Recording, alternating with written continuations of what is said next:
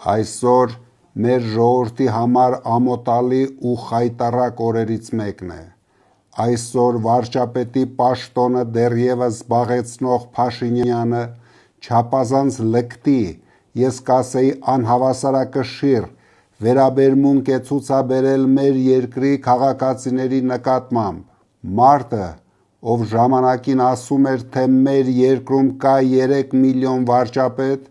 կորցրել է ինքնատիրապետումը և իրականության զգացումը։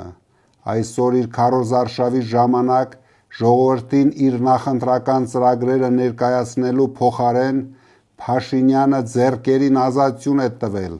և հարձակվել անհետ կորած մեր հերոսի քրոջ վրա, և շրջապատված լինելով թիկնապաներով Փաշինյանը հարձակվել և վիրավորել է երիտասարդ տղամարդու։ Եվ այսպես շարունակ։ Սիրելի հայրենակիցներ, ուզում եմ ձեզ մի բան ասել. անգամ 20 օր Փաշինյանի երկրի ղեկավար մնալը վտանգավոր է մեր երկրի համար։ Մեր բոլոր հակառակորդները տեսնում են, թե ինչ հոգեբանական անհավասարակշիռ վիճակում է գտնվում մեր երկրի ժամանակավոր ղեկավարը։ Նրա յուրաքանչյուր օրը վարչապետի պաշտոնում թուլացնում է մեր երկիրը։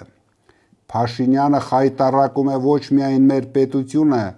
այլև հայ ժողովրդի, հայ տղամարդու կերպարը։ Մենք դա թույլ չենք տալու։ Հունիսի 7-ին մեր ժողովուրդը վերջ կտա ազգային խայտառակությանը։